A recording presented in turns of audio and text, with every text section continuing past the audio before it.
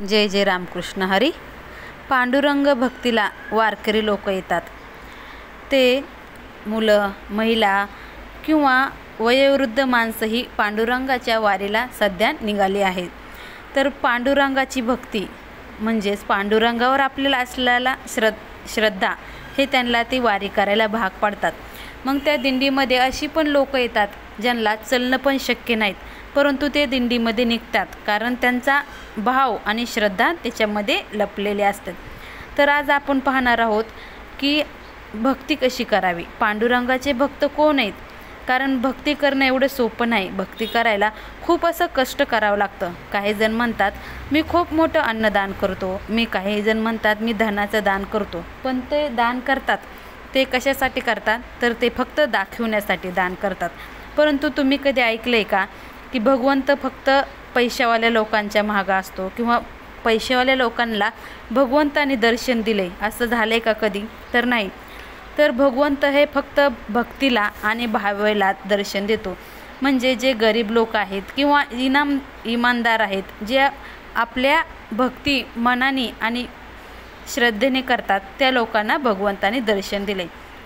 तर उदाहरणार्थ सांगायचं म्हणले तर काय, संत तुकाराम महाराज, संत नामदेव, संत जनाबाई, बहिणाबाई, चोखामेळा, गोरा कुंभार, सावतामाळी इत्यादी असे कितीतरी संत होऊन गेलेत की ज्यांना पांडुरंगाने आपल्या अथांग असं स्वरूपाचं दर्शन दिलंय.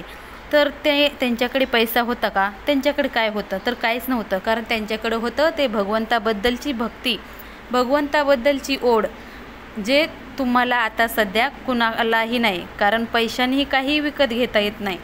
फक्त आपल्याकडे जर भाव असेल, भक्ती असेल तर देव आपल्याला दर्शन हे नक्कीच देतो. मी भगवंताच्या भक्तीबद्दल एका संताचं तुम्हाला वर्णन करणार आहे. तर संत कुर्मदास हे भगवंताचे खूप मोठे भक्त होते. तर भक्तीमध्ये काय काय करावं लागतं ते आज आपण पाहणार आहोत. पैठणमध्ये राहणाऱ्या 22 वर्षाच्या संत कुर्मदास यांची आपण थोडी माहिती सांगणार आहोत. संत कुर्मदास हे भगवंताचे खूप मोठे भक्त होते, परंतु त्यांना हात पाय नसल्यामुळे ते लुळे आणि पांगळे होते. म्हणजेच त्यांना पाय नव्हते आणि हात थोडे होते, परंतु त्यांना काही काम करता येत नव्हतं. लुळे होते, म्हणजे लुळे पांगळे हे संत कुर्मदास होते. परंतु ते विठ्ठलाचे खूप मोठे भक्त होते. आई त्यांची सर्व कामं करायची, परंतु आई म्हणायची, अरे तुझा बाप तर मेला, परंतु त्यांनी तुला माझं ओझं ठेवलं म्हणली माझ्यावर, मी काय करू सांग मग. तर संत कुर्मदास म्हणायचे, आई अगं माझ्यामुळे तुला खूप त्रास होतो ना गं, बघ ना गं, मला देवाने असं कसं जन्माला घातलं आणि माझा त्रास तुला काढावा लागतो, माझं सर्व तुला मलमूत्र करावं लागतो. मी किती अभागी गं की एवढा मोठा झाला तरी माझ्या आईला मी काम सांगतो. हे असं बोलल्यानंतर आईच्या डोळ्यात पाणी यायचं. आईला खूप वाईट वाटायचं, कारण किती जरी केलं तर आई ही आईच असते. मग तो मुलगा लोळा पांगळा असो, आंधळा असो किंवा काळा कसलाही असो, आपल्या आईला मूल हे आपलं नेहमी स्वर्गातील देवतेच्या बराबरच असतं. तसंच हा कुर्मदास म्हणजे लुळा पांगळा पण विठ्ठलाचा खूप मोठा भक्त होता. एके दिवशी कुर्मदासच्या गावात संत भानुदास महाराजांचं कीर्तन होतं. तर कीर्तन हे 8 दिवस, कीर्तन म्हणजे सप्ताह 7 दिवस असतं आणि काल्याचं कीर्तन असतं. तर काल्याच्या कीर्तना दिवशी भानुदास महाराज हे कीर्तन सांगायला आले होते. हे संत एकनाथाचे पंजोबा.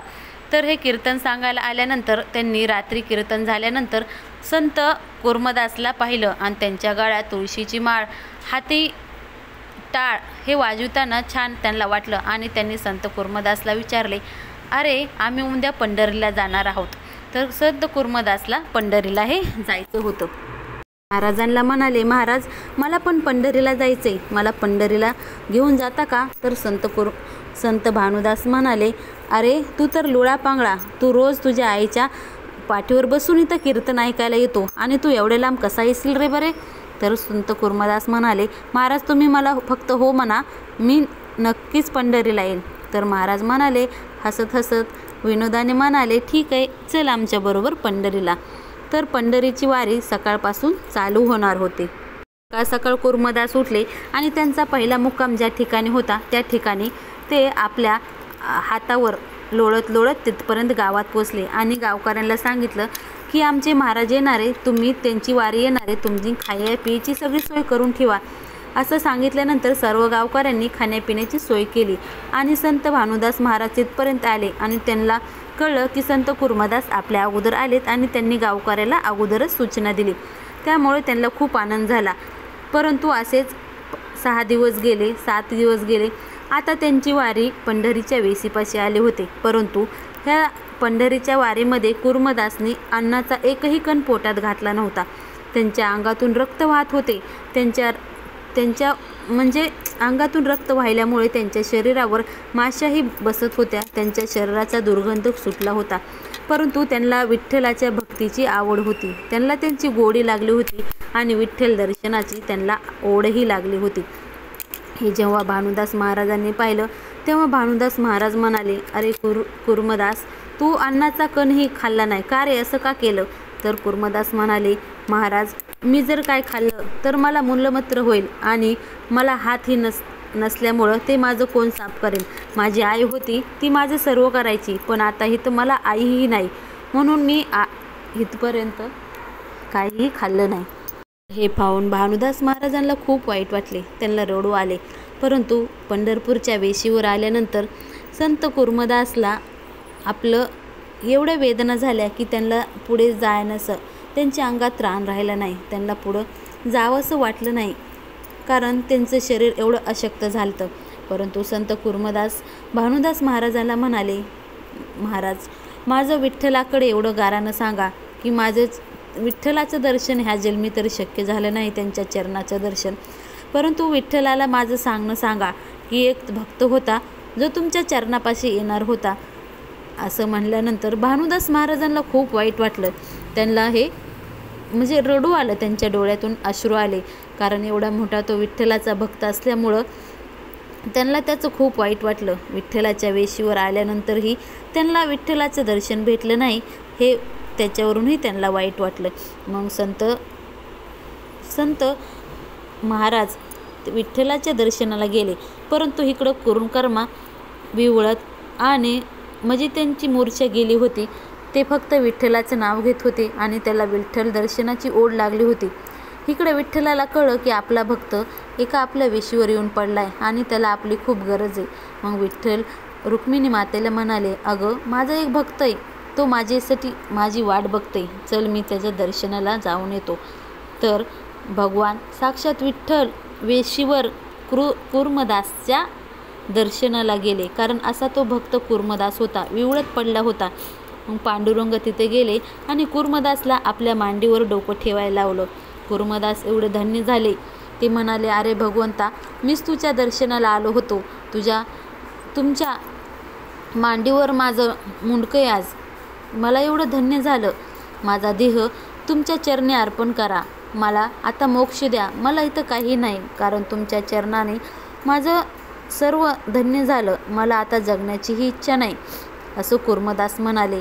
भगवान पांडुरंगाने त्यांची भक्ती स्वीकार केली आणि त्यांना आपल्या अथांग असं स्वरूपाचं दर्शन दिलं. साक्षात कुर्मदासला आपल्या भक्तीपाठी साक्षात पांडुरंगाचं दर्शन भेटलं. बघा ना, कुर्मदासची भक्ती किती होती. त्यांनी किती त्रास सहन केला. त्यांना हातपाय नसतानाही फक्त मुखी त्यांनी नामस्मरण केलं आणि त्यांना साक्षात विठ्ठलाच्या भक्तीचं दर्शन झालं. आणि आपण पाहना, आपल्याकडं सगळे, आपल्याला चालायला बोलायला सर्व येतं, तरीही आपल्याला भक्ती करता येत नाही. त्यामुळं आपल्याला जर भक्ती करायची असेल तर निस्वार्थ भावाने भक्ती करा. कुठलाही अहंकारपणा दाखवू नका. पैसा ही भक्तीच्या आड येतो. त्यामुळं पैशांनी भक्ती करता येत नाही. ह्याचं उत्तम उदाहरण तुम्हाला तर मी आता सांगितले. त्यामुळं तुम्ही भक्ती करा, मुखी देवाचं नामस्मरण करा. बघा, तुम्हाला पण या कलियुगात देवाचं दर्शन नक्कीच होईल. त्यामुळं अशी होती कुर्मदासची भक्ती. तुम्हाला तर ही कथा आवडलीच ना, तर माझ्या चॅनलला लाईक, शेअर आणि सबस्क्राईब करायला विसरू नका. जय जय रामकृष्ण हरी.